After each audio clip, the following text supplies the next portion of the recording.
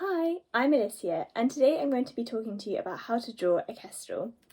So we're going to start straight in. So firstly, when you're drawing any animals, you want to break them down into shapes. So when looking at this kestrel image, you can see that its head is a circle. So in the centre of your page, you want to be drawing a circle, just like so. Then you want to dip this down into the beak, so you can see that the kestrel's head becomes a little bit flatter. And so you want to kind of add that shape on like this. So kind of blocking it off and constantly referring back to the reference image. And then that sort of flattened front of the head curves into the back like this. But it also curves down into a beak. And the beak is slightly hooked, like so. So it's a sort of sock shape, like a little gnome hat kind of shape. And then this goes into the rest of the head, which you can just kind of mark on. Essentially the body is quite like an oval or like a seed. So kind of mark on that shape approximately like this. And then you want to mark on the wings. So for the wings, we're going to follow the shape of the bird again. So kind of coming out from just behind this sort of ear where the ear would be on the head.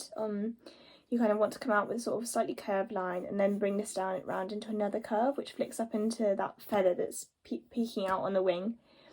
And then just kind of allude to the rest of the feather, the rest of the wing, like this, because you can add all of this detail back in later.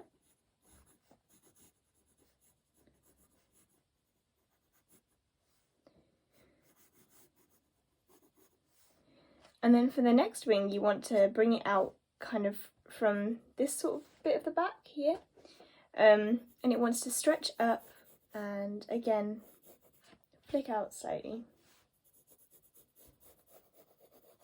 Just like so. So these two shapes are both of the wings, and you can see that as long as you have the kind of definition of the little finger feathers, then you're sort of set. And then you want to move on to the tail of the bird. So the tail of the bird is kind of like a club shape. So bringing down from that seed end of the back, you want to bring it out slightly into that fanned club. And again, just kind of allude to where the feathers are. You don't need to mark each individual one out now. Finally, we want to mark on the feet of the bird, which are just kind of clenched underneath. So constantly, again, looking up at the reference image, just see how they're kind of clenched over like a fist. And mark those on like that. And then we want to do the eye of the bird. Eyes are really important because they are the character of the animal. And so the eye is about here on the bird, so kind of just up from where the beak is, it's just about here. And again, it's just a nice little circle, but then you're going to add around the it's got a point at the start, like this bit of the eye is pointed, so we're going to add an additional line marking on that point, and then that should go around like an outline. We're also going to mark on the nostril on the beak, which is just a small circle here, and we're going to shade in the eye. And to shade, you do like a C shape where you press down with one side and flick up.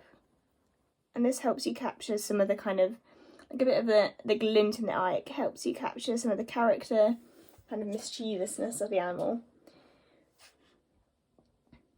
And then we're going to mark on a few quick like defining lines. So we're going to mark on the eyebrow ridge and the kind of sort of shoulder bit of the wing. We can mark on a few lines for the actual feathers, just like so.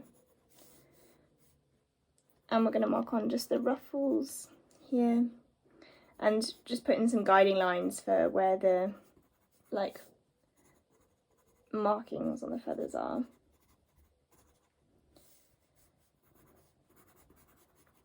And so there you go, there is your quick rough outline for drawing a kestrel.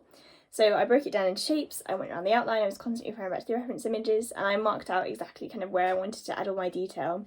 And now you can go wild and add some colour and stuff. So I hope that helps.